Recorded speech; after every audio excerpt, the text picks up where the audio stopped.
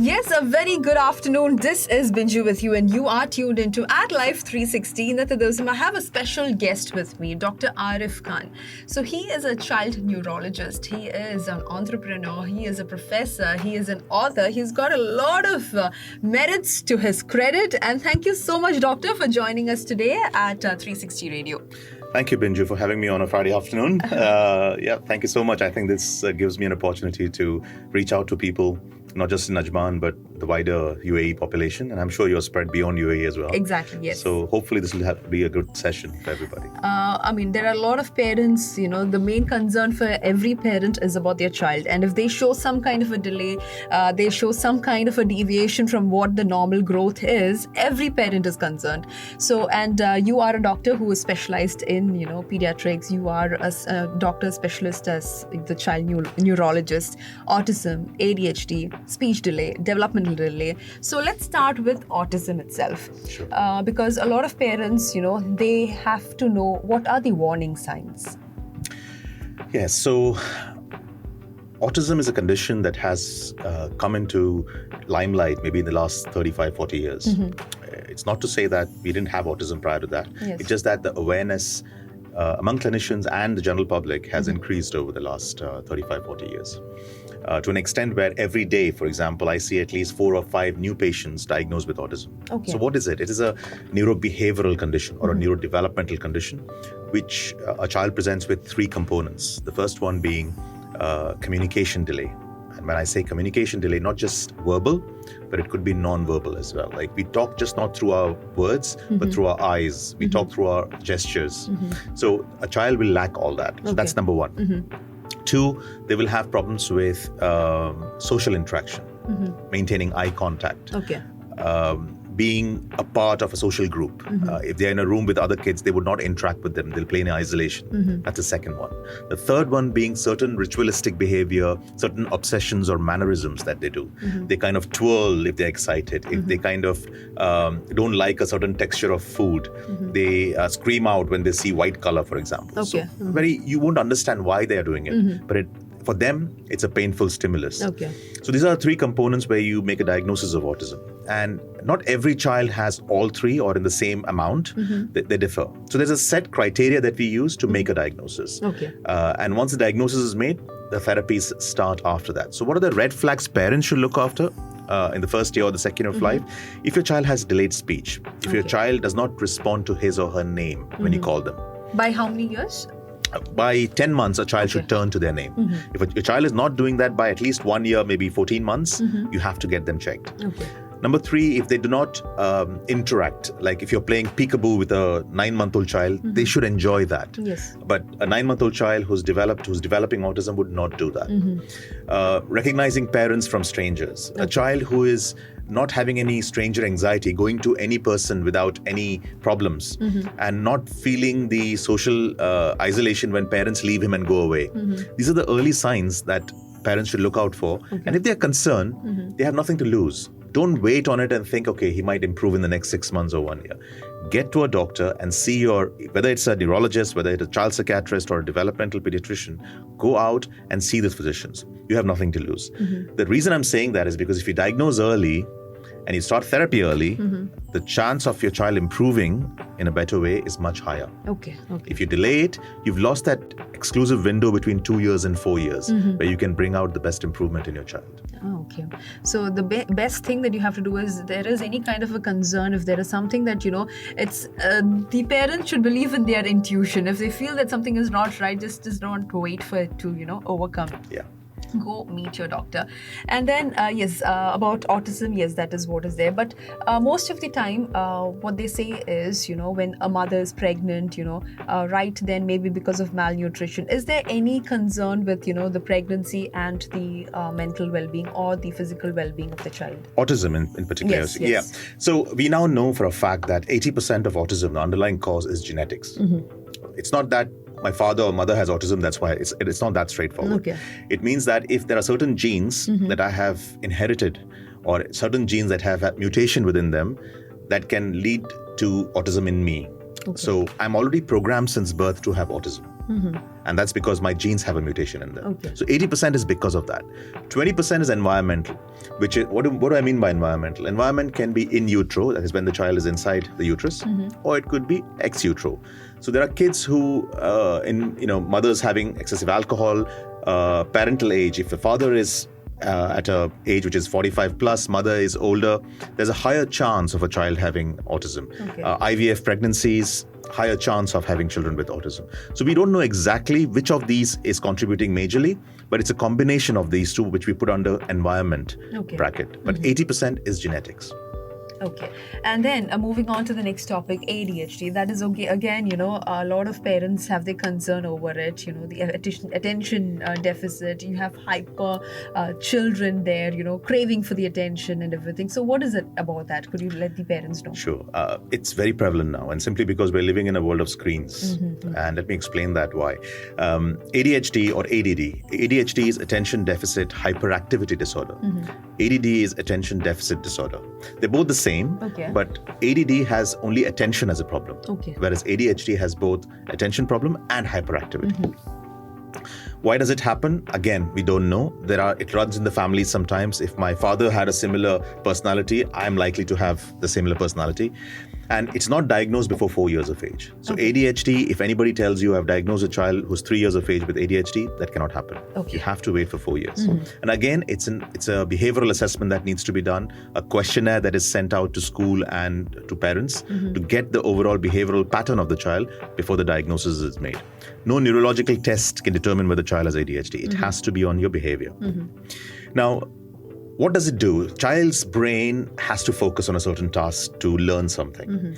But if your brain is not focusing on that task, but rather seeing 5 or 6 other things happening around you, and the brain is working that fast that you're looking at 5 or 6, you will not be able to focus on one task. So I always tell parents who have children with ADHD, look, there are adults with ADHD who have never been diagnosed, who were born in the 70s and 80s. They make great traffic police, for example. You'll be standing in the middle of traffic and looking at 6 different directions at the same time. I can't do that. But I can focus on a single task very well. But that person who has ADHD probably can do it. But if you don't address this problem early, the issue that will happen is at schools where you ask a child to do an assignment that would not be completed. The child's organization will be a problem. The child's planning ability would be a problem. And the child will not get through those grades as to his potential. Because the moment we treat it, or not treat it, but start medications to help control the hyperactivity, we see a dramatic improvement in a child's overall performance at school. Because attention is almost like, it's like petrol for a car. You need to have attention to use your IQ, to use your memory, to learn and move forward. If you don't have attention, none of these are going to help. So I urge parents that if you think a child is, see, all 3 or 4 year old kids are hyperactive. They move around. It's a very fine line. And you should not determine that as parent or go onto Google and do that. A trained physician who knows that fine line between ADHD and normal, a child with no ADHD, has to examine your child and make that judgment. How much would you think Cocomelon plays a role for the attention deficiency in kids? It's a great question because many people ask me what's happened post-COVID. And it's a fact now that post-COVID, the number of kids with speech delay and hyperactivity in attention has increased. I'm hoping that this is temporary because we don't know. I mean, COVID finished last year. So we will see over the next few years whether this is temporary or not. There are many kids who just are, if you look at proportional numbers, the numbers have increased of kids who have delayed speech. But I'm hoping that it's only delayed and they will catch up. So yes, ADHD is it's pretty prevalent. We're talking about 4 to 6% of children, as opposed to autism, which is about maybe less than 1% of children. So it is like in a school of 3,000, you would at least have, I think, close to 100 kids with ADHD. Some of them diagnose, some of them they don't diagnose because parents never take them to a clinician. So yes, again, talking about speech delay, that's where we, start with. Speech delay. Again, parents, for them, here, what happens is most of the time, both the parents are working, so the only option is that, they put the babies in the baby care, daycare centers. You do not know what kind of, the environment is. Maybe it could be an exposure to different languages at the same time, or maybe no communication at all. So what do you think, the reasons are for speech delay, and how is it that the parents can actually, make sure that their child is is not a victim to it. Yeah. So, as I said, post-COVID speech delay is getting more because the child doesn't have any face-to-face interaction. So, how does a child learn to speak? One, it's a genetic background. So, a child has a certain potential to develop speech. And normally a child who's 12 months starts saying 1 or 2 words. By the time they're 18 months, they start joining 2 words. By the time they're 2, they start joining 2 or 3 words maybe. By the time they're 3, they should start speaking in short sentences. Okay. So this is the usual pathway. Now, there are kids who are slightly delayed because they have a familial tendency to speech delay and they will catch up later. Okay. But there are kids who have significant speech delay who need help. And those kids have to be identified and treated. When we talk about speech, there are 2 components. There is something called as expressive speech, that's how I talk to you. Okay. And there is a component called receptive speech. That's how I understand you. Okay. If you have a child who has a little delay in expressive speech, but his receptive speech is pretty good, it's less of a concern. Okay. But the moment you see a child not understanding one single language, not understanding instructions, completely ignoring you, that's a red flag. Okay. So receptive speech is absolutely important before you jump into expressive speech. If you see your child, say this milestone that I tell you, by 18 months he's not speaking a single word, get to your doctor immediately and get him checked. If by 1 year of age he's not responding to your name, for example, turning to his name and all that, get him to a doctor. So it's difficult to sit down here and give you the various possibilities, but these are the markers, these are the red flags you should look out for and seek help from your neurologist or a speech therapist to take it forward. Okay, so this is about speech delay. What about development delay? Because for every parent, there are these milestones, trackers to keep these milestones in place. And then once, when they do not do that, when they do not fall into that, that period, it's a concern for the parent. Yes. So what about that? What about the development delay? Right from, crawling to, rolling over to walking. So before we understand what to look out for, development delay is a much more wider concept than just speech delay. So development has 4 components to it. The first one is motor. Okay. That is when my child starts rolling, sitting, standing, walking and running and bicycling and so forth. That's motor. Okay. Fine motor is how I use my hands. Holding a scissor, holding a pen, holding a spoon, feeding myself, pincer grasp, like holding with 2 fingers small objects. These are fine motor skills. That's number 2. Number 3 is speech, what we talked about. Yes, okay. Number 4 is social interaction, social interaction with people around you. Now, when we talk about development delay, some kids can have a global delay. That means they're delayed in all 4 areas proportionally or slightly disproportionately. Then you have to go and seek help with a neurologist because the cause could be multiple. The most common cause, I'll tell you, when a child is delayed, motor delay, you're talking about conditions like cerebral palsy. Have you heard? I'm sure you would have come across, where a child has suffered a brain damage at birth and therefore his connections from the brain to the limbs are not working properly. And therefore he'll be late in sitting, standing, walking. He will develop spasticity and so forth. That has to be identified and the child should be helped early on. Because we have to remember, a child's brain is plastic. It's called plasticity. Okay. It has the ability, even if it's damaged, the other cells in the brain has the ability to take over the function of the damaged cells. And if you don't start that process of feeding that plasticity early, you'll miss that window. Okay. So if a child has, say for example, we say a child should walk at 1 year. But a child can even walk at 18 months, 1.5 years, and still be within the normal range. Okay. But if your child is not walking beyond 18 months, immediately take him to your local pediatrician. It may not be a neurologist, take him to a pediatrician who will pick this up and then investigate him further. If your child, for example, is 1 year old and not able to pincer grasp, hold small objects with the index finger and the thumb, you have to look at his fine motor skills. Okay. If a child is not able to bicycle when he is 5 years of age, take him, looking at his balance, take him to a doctor to get him checked. Okay. So these are some red flags. I mean, we cannot sit here and go through all of them, but you have to see in which component your child is behind. Is it motor? Is it fine motor? Is it speech or is it social? Okay. And no matter what, if you find a deficit in any of these areas or he's significantly behind, get to your pediatrician first. You might not find a neurologist everywhere, but get to your pediatrician at least. Yes, so that's exactly what doctor has to say, that is, in case as a parent, if you feel that there's something wrong, do not just keep it do not wait for it, go consult your pediatrician. And now we've been talking about delays. There's something else that I wanted to ask you, and that is about, right now we've seen a lot of reality shows, a lot of programs building child prodigies. reading at 2 years, or maybe, writing at 3 years. It's like, they ask the child to actually, give them maximum exposure at 1 year, 2 years, so that, by 3 years they can actually go through all the words. What's your take on that? Do you have to actually load these children with a lot of things, or should they be given this exposure? See, exposure, of course, has to be there. And the child should be stimulated at every turn and corner, whether it's school, whether it's home, whether it's in the social area, whether you're in a play group, in a shopping mall, a child has to be stimulated. And I always keep telling parents, keep talking to your child. Even a 10-month-old who doesn't understand speech at times, just talk to them, because what they're learning from is your lip movement, your body posture. Sometimes you would see an 18-month-old copying his father or his or her mother. Yes. Because the father has this mannerism and the child picks it up because they are keenly looking at your lips, how you move your lips, your verbal command, your body posture, and they copy you. So I always tell parents, talk to your child. Doesn't matter what, just keep talking to them. And when they talk to you, even if it's doesn't mean anything, just listen to them. Yes. Because they need to know that you're interested. Otherwise, they would stop doing that. But when we talk about these kind of reality shows, creating child prodigy. You cannot. It's very artificial.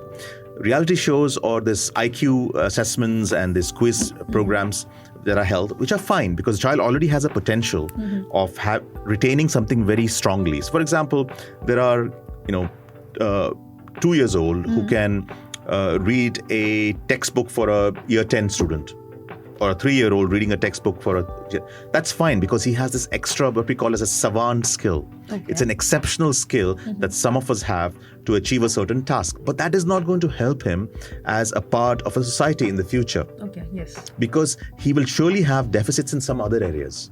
Oh, okay.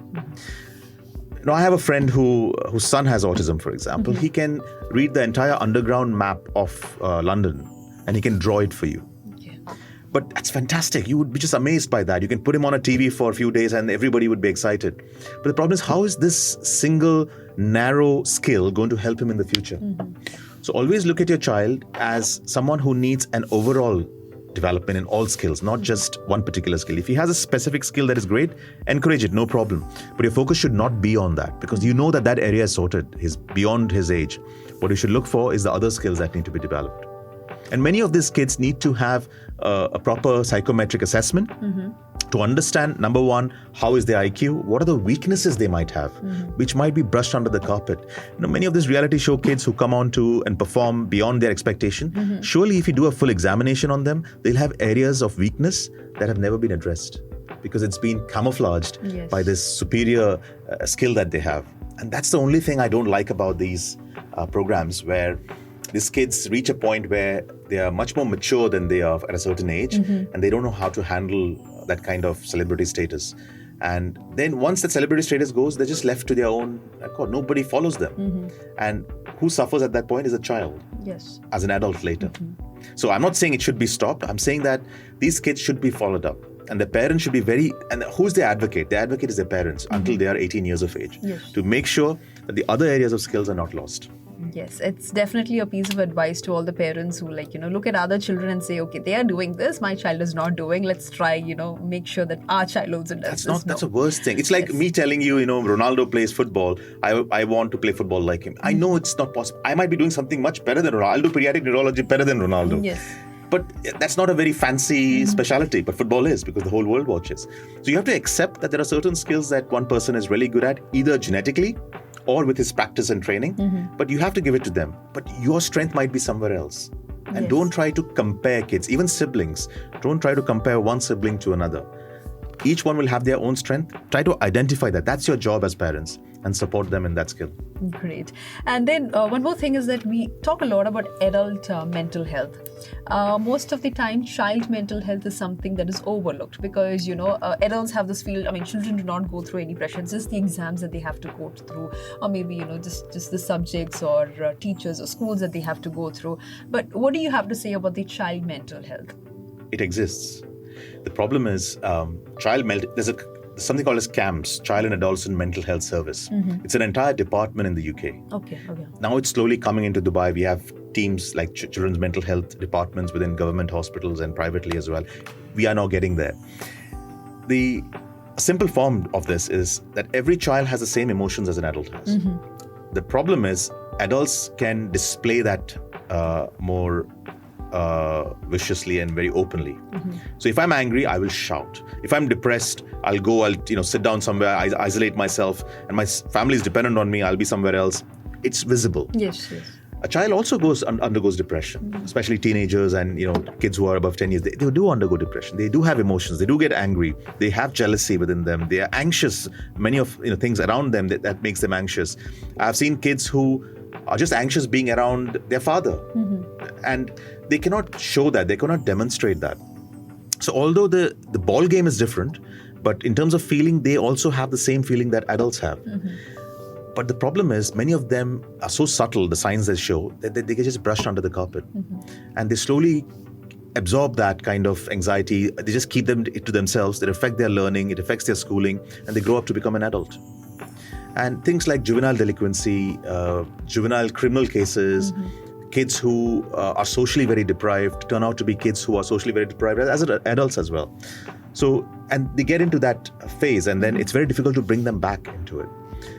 This is a much more difficult question than the earlier ones, because developmental milestones are very obvious. You can see them. If your child is delayed, get help. Mental health is very difficult to pick up. And I always tell parents that if you feel that your child's behavior, his attitude, his happiness, or his concentration is diverting from where it was before, go and seek help from a child psychologist or a child psychiatrist. There's no harm.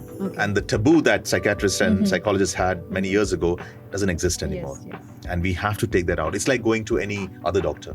You would never be ashamed of going to a cardiologist. I have a heart problem, I'll go to a cardiologist. You will confidently say that. Yes. But the same thing you will never say, even as adults, you would hesitate to say, I have seen a psychiatrist today. Because that taboo is still there. Yes. With children, it shouldn't be. If you think your child is going towards that path, get help. Because especially with mental health, the earlier you identify and give help, the better the outcome would be in these cases.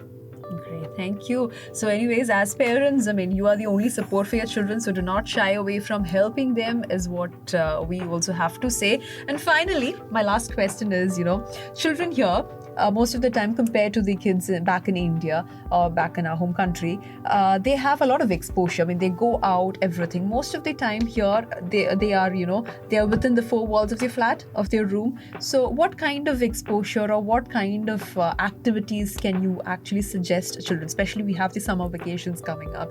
A lot of them would not be flying. They will be inside their room. So screen time is the only thing that they, look forward to. So other than that, how do you think you can keep these kids engaged? Binju, I think I have to differ with that. They don't have exposure here. What kids in India have is a much bigger exposure than what kids in UAE have or Dubai have. Yes, You meant that, yes, okay. Yeah, I meant that. I'm simply saying that because the exposure in India, for example, a 3-year-old child in a home in India would, or any other country for that matter, which is not as urbanized as Dubai is, would see their parents, would see their extended family, would see a dog on the street, would see a cow running around, would go and see. So they have that exposure which is so wide, and they know how to handle it. And they don't have to rely on an artificial source of entertainment to keep themselves busy. Yes. Because they have many things to do. In Dubai, what happens is most of the nuclear families, husband, wife, and a child, or if you're lucky, a nanny, would stay in those four walls that you would say. And the only exposure you would get is once a week you go to a mall or a movie theater, or the child going to a school. And even, this is what I tell parents. So imagine you divide your 24 hours into 3 components of 8 hours each. What do you do in the first 8 hours? You sleep. Yes. What do you do in the second 8 hours? You work. Yes. What is left with? There's now 8 hours left. Yes. As an adult, what do you do in those 8 hours? That 8 hours, you don't get that 8 hours. You'll be traveling and then maybe, In Dubai, take 3 hours for traveling. Exactly. So you've got 5 hours left. Family time is just that. Not that. No, you're mistaken. So you've got 5 hours left. Okay. 15 years ago, out of those 5 hours, you would go to a gym or, go and shop or whatever you do. You at least have a couple of hours where you're interacting with your family. Yes. What's happened now is those couple of hours has been taken over by screens. Whether it's mobile, iPads, whatever. It's taken over by screens. And what makes memories for you, when I'm 75 years old, the memories that I'll have will be made by those 2 hours, not by this remaining 22 hours. Yes. Sleeps don't make memories. Your work you will hardly remember. and you're driving, you want to forget. So those 2 hours will make your memories. What's happening now is those 2 hours have been taken over by screens.